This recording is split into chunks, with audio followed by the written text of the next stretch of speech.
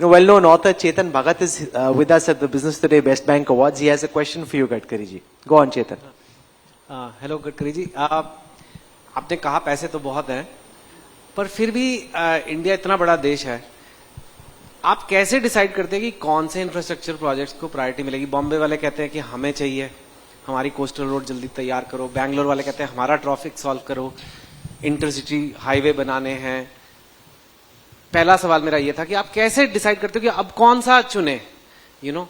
And second ये कि जो रोड पे तो बहुत काम हुआ है, एयरपोर्ट्स पे भी बहुत काम हुआ है, वाटरवेज पे हमने इतना नहीं किया है। इंडिया में हम काफी कुछ और कर सकते हैं अपने सी के राउट से या इवन रिवर्स पे, सम प्लेसेस फॉर ट्रांसपोर्टेशन।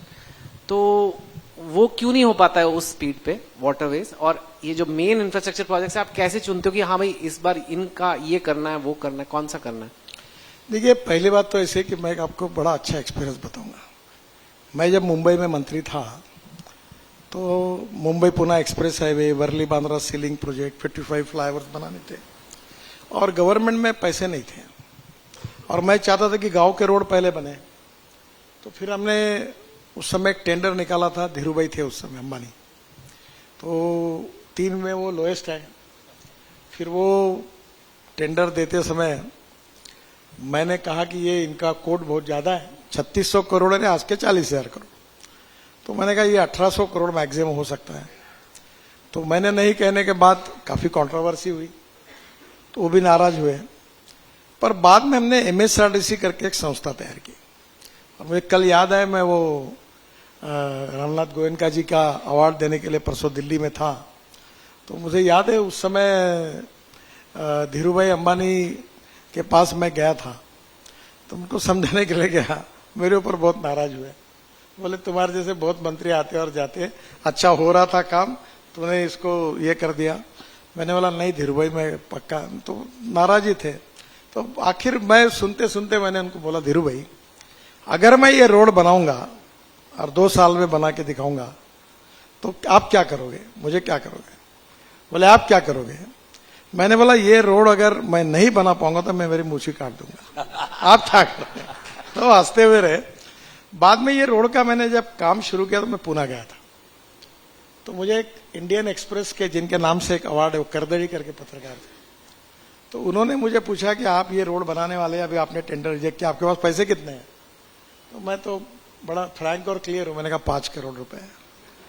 तो उन्होंने कहा कितने दिन में रोड का काम पूरा होगा? 2 साल में। कितना पैसा लगेगा? 1800 करोड़ रुपए। तो उन्होंने मुझे पूछा कि आप पॉलिटिशियन खुद को क्या समझते हो? मैंने बोला मैं कुछ नहीं समझता। बोले आप कुछ भी आओगे, कुछ भी बोलोगे और हमने आपको छापना चाहिए ऐसी आपकी अपेक्षा है क्या? आपके पास 5 करोड़ है और 2 करोड़ में 2 साल में हाईवे बनाओगे, तुम्हारे पास है क्या? तो मेरे मुंह से एक वाक्य निकल गया था। मैंने कहा था if there is a will there is a way, and if there is no will there is only survey, discussion, seminar, committee, sub committee and research. और ये कथा का एंड बहुत अच्छा हुआ कि हमने 2 साल में रोड बनाया। जो धीरूभाई 3600 करोड़ कर रहे थे वो 1650 करोड़ में बना। तो आप बोल रहे हैं आप धीरूभाई से बेटर बिजनेसमैन वो बन भी सकते हैं। बताता हूँ आपको क्या हुआ। और बाद में रोड तो अच्छा है, आप में से बहुत से लोग गए होंगे मुंबई पुणे एक्सप्रेस हाईवे पे। और बाद में वो रोड चल रहा था, एक बार धीरूभाई ने मुझे बताया, बुलाया और मुझे मेकर चैम्बर में मैं गया खाना खाने समय, उस समय चैनी करके इंडियन के, वो मुझे बोल रहे थे कि धीरूभाई को आपको मिलना है। अनिल और मुकेश भाई थे, हम चारों मिलकर खाना खाया साथ में। बोले नितिन मैं हार गया, तुम जीत गए। मैंने बोला क्यों? अरे बोले हेलीकॉप्टर से देखता हूं पूरा रोड अच्छा हो गया। तो बोले अब मैं क्या करूं? मतलब आप कुछ मुझे एक ही करिए, आशीर्वाद दीजिए। फिर उन्होंने मुझे कहा कि एक काम कर, मेरी माँ के नाम से ये मुंबई पूरे रोड पर एक अस्पताल बन रहा है और मेरी इच्छा है कि इसका उद्घाटन तुम्हारे हाथ से कर रहा है और मैं जरूर आऊंगा। तो बाद में उन्होंने कहा दशहरे के दिन है। तो मैंने कहा धीरूभाई एक अड़चे हुए दशहरे के दिन संघ का उत्सव होता है और मैं जब से हूं तब से कार्यक्रम कभी मिस नहीं किया हूं। कितने बजे खत्म होता? मतलब 9:30-10 बजे। वो चिंता मत, मेरा हवाई जहाज रुका रहेगा, वहां से पूरा आओ, हेलीकॉप्टर से आओ, मेरे साथ खाना खाओ, उद्घाटन करो और मैं तुमको 6 बजे तक नागपुर छोड़ दूंगा। मैं उस कार्यक्रम में भी गया। बाद में उन्होंने एक बात मुझे कही, और इसलिए उन्होंने कहा कि देखो, मैं एक स्कूल मास्टर का बेटा था। जीवन में उन्होंने मुझे आईसीआईसीआई बैंक में उनको पहला लोन जो मिला उसकी कहानी बताई पूरी। वो लोन रिजेक्ट हुआ था, और जब आखिरी बार जब गए, शायद वो कामत साहब थे, तो लोन गया तो उन्होंने रिजेक्ट को अप्रूवल दिया। तो इन्होंने उनको पूछा कि सब मेरा रिजेक्ट हुआ, आपने कैसा दिया? तो बोले मैंने आपके आंखों में सक्सेस देखा है। और बाद में उन्होंने मुझे बताया कि अब मैं आज 12 बज रहे हैं, अगर मैं 4 बजे तक चाहूं तो 5,000 करोड़, उस समय की बात मैं कर रहा हूं, मिल जाएंगे। तो अब मुझे खुश नहीं चाहिए, मैं खुश हूं, पर तुम्हारे जैसे 2, 4, 5 लोग देश में मिलेंगे तो देश का तकदीर बदल जाएगा। मेरा बहुत आशीर्वाद है तुम्हें। और बाद में जब क्लिंटन साहब आए थे बॉम्बे स्टॉक एक्सचेंज में, जब अमेरिकन प्रेसिडेंट के रूप में, तो मैं और नारायण राणे लीडर ऑपोजिशन थे, विलासराव देशमुख और भुजबल मुख्यमंत्री, हम 4 लोग सामने बैठे थे।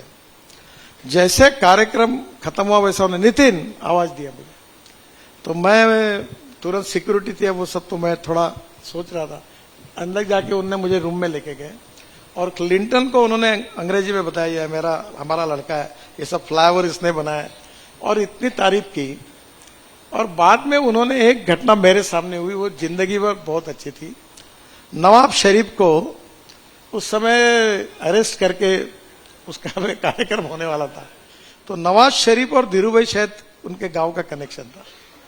तो उन्होंने ये बात क्लिंटन को कही कि मेरा दोस्त है, उसकी जान बचाओ। और बाद में मुझे अनिल से पता चला कि उन्होंने रात को फोन किया कि धीरूभाई, तुम्हारे कहने के लिए मैंने तुम्हारे दोस्त की मैंने जान बचाई, वो पाकिस्तान से उड़कर चले गए थे। तो ये बहुत अच्छा। तो मैं यही कहता हूं कि पैसा आता है, पैसे का प्रॉब्लम नहीं है, विजन का प्रॉब्लम है। और you can donate eye, but you can not donate vision. Lack of appropriate vision problem है। और अभी देश में बहुत क्षेत्र में मोदी जी के नेतृत्व में पब्लिक प्राइवेट सेक्टर में इन्वेस्टमेंट हो रही है, तो मुझे लगता है ग्रोथ भी बढ़ेगी, एम्प्लॉयमेंट भी बढ़ेगा, और देश में अच्छा विकास होगा।